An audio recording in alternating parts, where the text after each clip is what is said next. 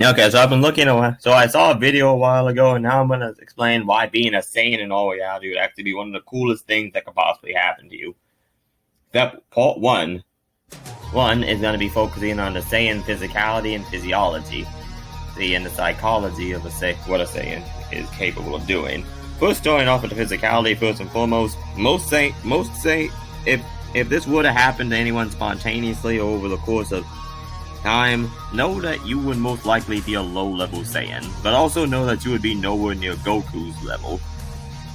And I mean this when he was born at power level 2. That was the lowest rated power level in the history of the Saiyan species. Now I want you to imagine this. Goku was born at power level of 2, and then imagine everything he went through in Dragon Ball, and then imagine that you could basically do the exact same thing if you were born as a regular low-level Saiyan on Planet Vegeta, and even better. Because right off the bat, as a Saiyan, your body is already naturally far beyond anything and anyone on Earth. Even the most powerful creatures on Earth would tremble before you. I say this because most Saiyans have a power level at least above 500.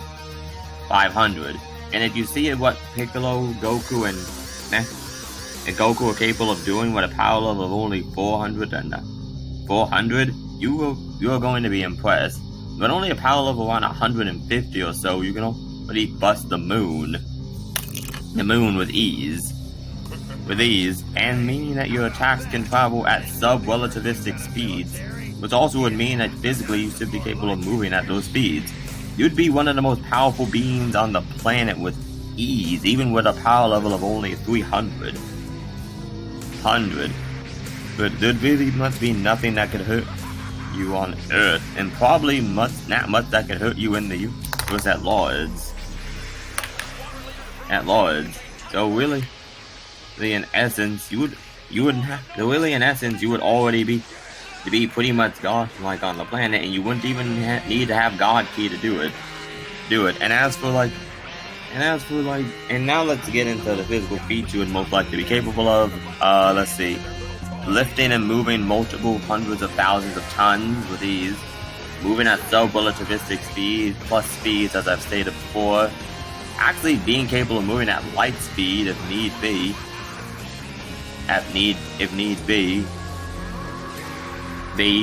Due to like the Goku dodging the solar flare as a child. And then we move on to like the durability.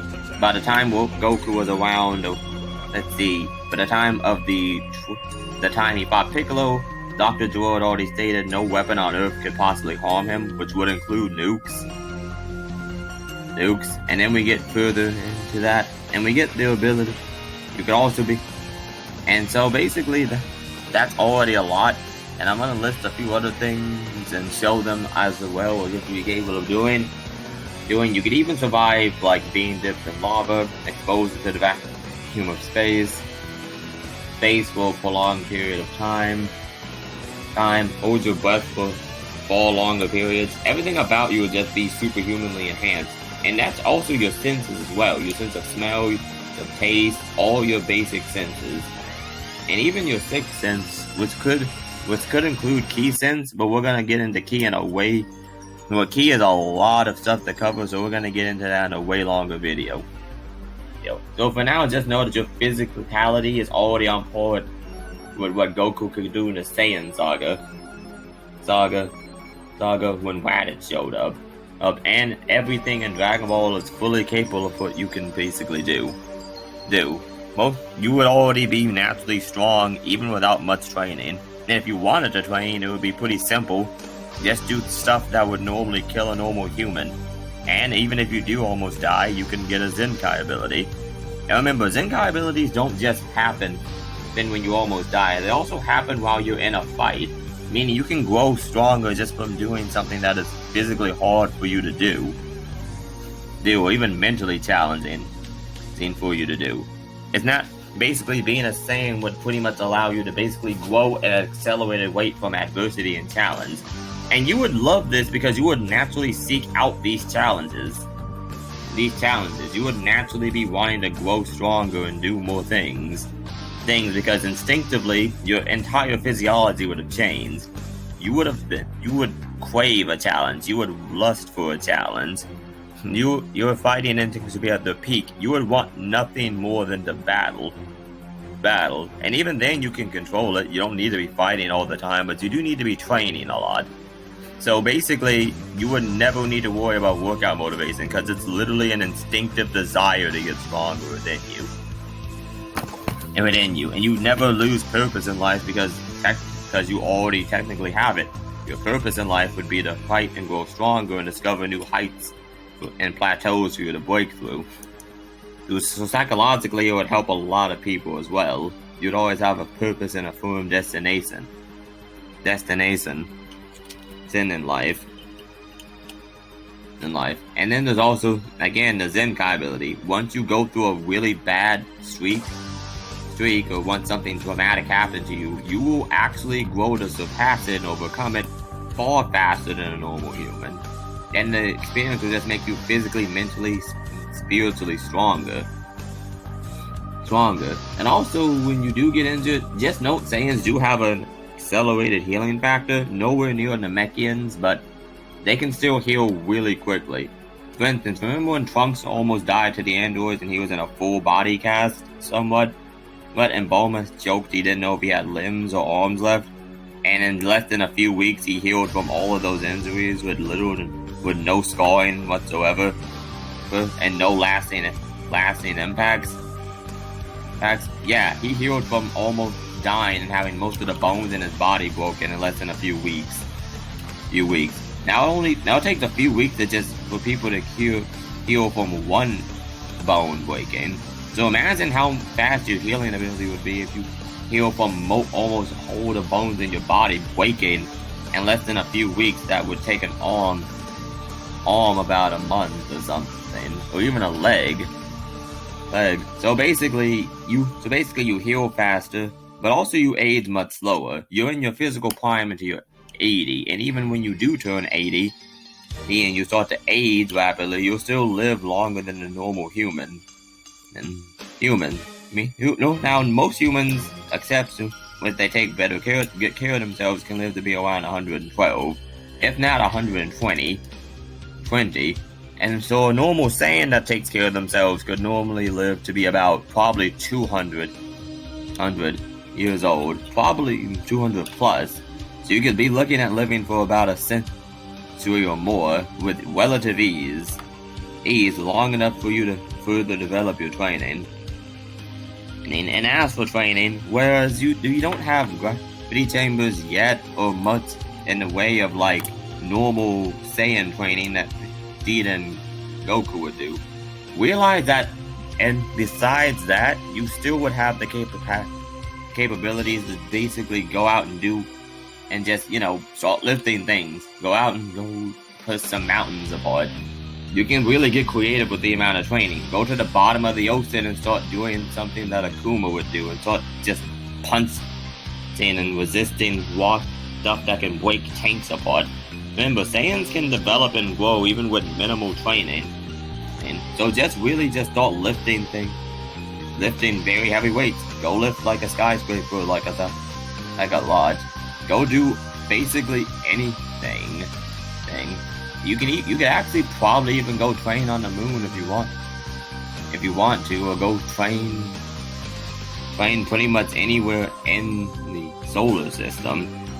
Pretty much, and I'll explain how you could do that in like another video with I'll explain that now. And you can most likely do that because with the psychology of a Saiyan, and remember when I stated Saiyans have an instinctive drive to get stronger? Well, what if I told you also that Saiyans also can pretty much look at something and understand it being done? Remember when Goku looked at Roshi and he was capable of understanding what Roshi was doing with the Kamehameha without having anything explained to him, and he just copied it in less than 50 seconds when Roshi said it took him 50 years? And to prove that this was not just a Saiyan thing, Ten Shinhan learned it, and even Yamcha and Krillin learned it, in less time than it took for Roshi. And yeah, they took months of training to get it, whereas Goku got it in less than a few seconds. But the fact that they could learn this at all already shows that instinctive learning and instant learning were not fully constricted by Goku. through himself as a Saiyan. And since Goku technically as a Saiyan was born with such a low power level, as you have other Saiyans that were born with a higher amount of potential than he was, but of course hard work beats potential in this instance. Now you guys have the ability to have both. So when it comes to having both, you guys basically have an advantage. Now you guys know what you are capable of and you know how to achieve it. Meaning that if someone wanted to, instead of fighting, become a doctor, you could pretty much probably solve most of the world's issues in medicine in less than a year or two. You'd be capable of learning every single doctorate thing just by observing how they work. You don't even pretty much need to do anything. Just copy what they're physically doing, and you can basically absorb tons of information at an accelerated rate. Whether it's key-based, physical-based, or even academic-based, like with Gohan and Trunks. In fact, Gohan actually managed to go on to explain how Ki works to the west of the planet in one telling of Dragon Ball Z, called the Science of Chi. And he revolutionized the entire world by making it accessible to everyone. And when I say he revolutionized the world, check out Dragon Ball online and you'll see what I'm talking about. It's pretty interesting, and I like how it's like a different continuity, like the main series. And I'm hoping that when the series does end, they go that route. It's pretty sweet. Needless to say, he introduced the concept of Chi to the entire planet, and now everyone knows how to utilize Chi. Everyone, and even the Saiyan genome has spread throughout all of the human race, and pretty much everyone can go Super Saiyan. And no matter, even though the Saiyan blood is a lot diluted, they can still do it. I think some of them have to make wishes because it's so diluted, but the fact that they can even do that and it's in their potential is pretty chill. It's pretty crazy. So and of course this brings into what I said about going to different places in the solar system. Imagine you have an interest in things, say space travel, and imagine you have Saiyan potential. You could literally go to college about space travel and learn everything that they have to teach you in less than a year or two. You could already become a master graduate in that field, progress humanity hundreds of years in less than a year, hundreds of years in less than probably half of that time. In less than 3 to 4 years, you could progress humanity the hundreds, if not thousands of years into the future.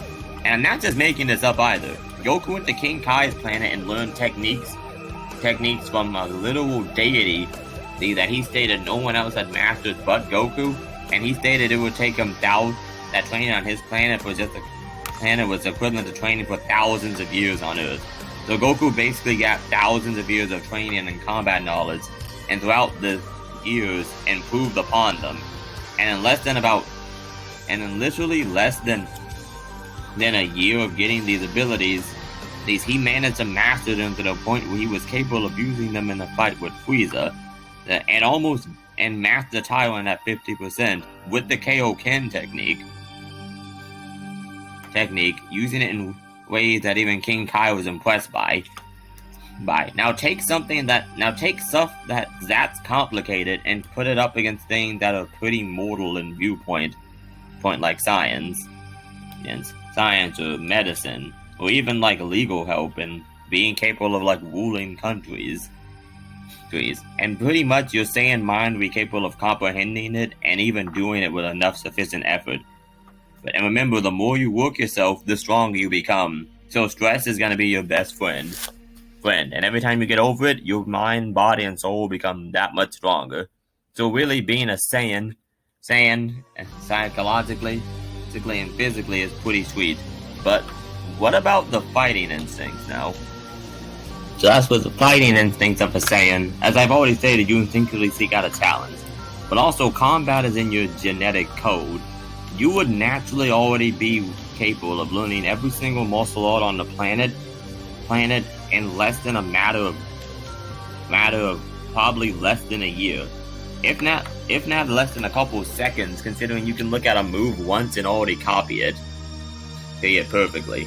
And then, without even fully understanding what it is, you can do this. So basically, Saiyans are instinctively effectively already the best super soldiers you could ever hope for. You could basically ally yourself or become a mercenary, and you could be making bank with absolute ease. Being the best soldier, assassin, or mercenary, or even bodyguard, whatever, you'd be capable of doing all of that. That with absolute ease. With ease. And you would already be the best fighter on the planet. And be capable of making pretty much whatever you want a reality. And also, when it comes to combat, you could and then after that, you could even teach your skills to other people, and you'd be probably the best martial artist and warrior on the face of the planet. Actually, you would be, unless it'd be like another Saiyan that could keep up with you. And also, you have a little monkey tail for, other reasons. I mean, I'm pretty sure some people out there can think of what they will use a monkey tail for. Now, the big elephant in the room would be the Great Ape form, like when there's a full moon. Well, to be perfectly honest, people think this would be a big problem, but really speaking, let's just be honest. Tell me there's not gonna be a way to control that. And even if you don't control it, I'm pretty certain that if you just became a Saiyan, and most people know what a Saiyan is like, everyone knows what Dragon Ball Z is, at least, and know what a Super Saiyan is.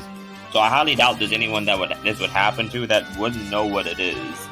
So you would know about the Great Ape form, you'd be able to take precautions, probably put on some sunglasses, and even then realize that you're not even been programmed to take over the planet. So probably you'd just be rampaging around doing next to nothing, but just attacking whatever comes near you. Or maybe go hunting in the woods or the desert somewhere. It's highly unlikely you just blow up the planet, because again, you'd most likely just be a mindless animal going around on animalistic instincts. And as shown with Gohan, and even in the Tree of Might movie, just because you're a great ape that can't think doesn't mean you don't still have your you don't still have a soul. For instance, when Gohan turned into a great ape, he still recognized Icarus and he was still friendly. And Goku, one of his father, was still capable of getting through to him and directing his anger towards someone who needs it. So if you have a strong enough mind to see through your primal instincts, then you should be pretty much safe. And even if you don't, well, that's what meditation and mindfulness are for. Just always be in the moment and don't lose yourself. Yeah, it's very risky, and yeah, there might be a few casualties, but, I mean, you can turn into a great ape. Can you even imagine the amount of potential that has? I mean, you're already increasing your power by about 10 times, and now you're huge. And also, huge. And I'm pretty sure there could be a bunch of benefits to that. Help build things easier. Maybe at nighttime you could also help to, do some type of guard work. I mean, who's gonna mess with a client that has a giant great ape patrolling the perimeter? And I mean this when I say this. Saiyans would probably even be good, capable rulers. King Vegeta was stated to have the mind of a Tuffle and the might and ferocity of a true Saiyan warrior. So if need be, Saiyans could actually be pretty good politicians if they put their minds to it. I mean, they were already pretty interesting scientists when they got their hands on advanced tech, and now you basically can have the ability to make advanced tech. So you can make some spaceships to go out into space and probably train somewhere hostile. Basically, imagine what Bulma did in Dragon Ball Super, and in the rest of the series, and imagine that you could basically replicate and do the exact same things, if not greater, because I'm pretty sure of the people transforming, there's gonna be some people that are high into the scientific field and know what they're doing. So congratulations. I've been saying Physiology would actually be pretty sweet. Enhanced senses, extended lifespan, and extended physical prime, greatly enhanced superhuman physical traits, superior, the great ape form, an extra limb to do things with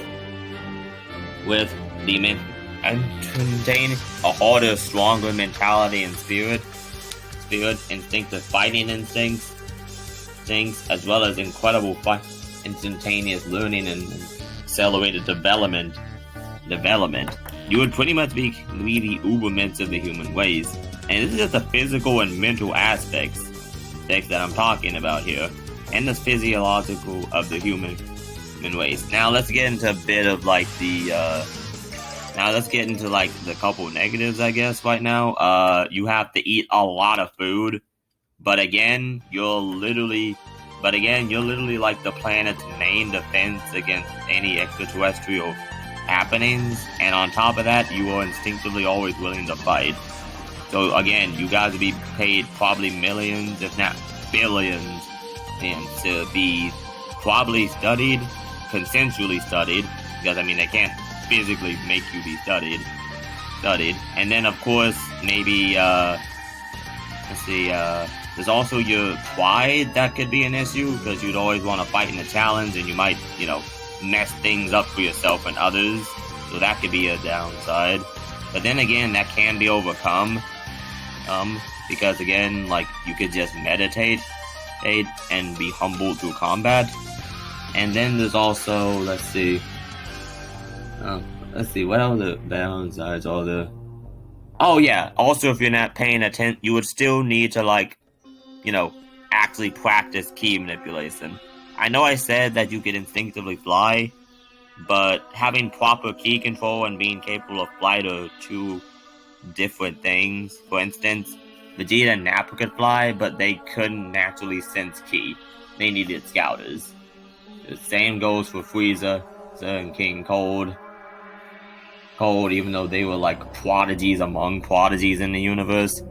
But some things require extra special attention. Now, most people are going to say you can't really use ki because it's in the realistic setting of our world, but you're going to see in the next video that reality and fiction kind of seem to blend into one when you really when you actually do some, when we take some things into account. And I'm going to try to avoid any like pseudoscience in the next video, but there's of course gonna probably be some bits and pieces people are gonna be picking apart. However, skepticism and questioning is a hallmark of a true society, so I welcome anyone that wants to talk about it. I'd like to see where I might be messing up and where I could get some better information, and if you think the information can be improved upon, or even if you want to at least entertain it, because this is the hallmark, to entertain a thought without accepting it. So basically, being a Saiyan, largely speaking, would be incredibly positive. As for the food thing, I don't know if I mentioned this, but you could basically be a super soldier. You'd be getting paid billions of dollars. Food would be a non-issue for you. Everything would be settled for you. And if you guys wanted to take over the planet, let's just be honest, most of you could, with absolute ease, but then again, there's probably be other Saiyans to stop you. But however, I also did not mention another net positive. Some people might actually end up being elites or even super elites with power levels in the high thousands, if not over 10,000. And those would be the ones that would be incredibly superior to pretty much every being on the planet. And the higher your power level is, the higher your natural potential would most likely be. So the greater your ability to learn, adapt, grow, and fight would be as well. But pretty much that should be covering it for the physical, psychological, and physiological, and psychological aspects of what it would mean to be a Saiyan. I'll link the stuff I got this from in the description below, and explain what would you do if you had the abilities of a Saiyan. And next, in part 2, we're going to be talking about key manipulation and how it applied to all reality. And you're going to be surprised, like I was when I found these articles in this video that I watched when I was younger. It still holds up today too. Well, stay faithful, my ballers, and remember, stay balling.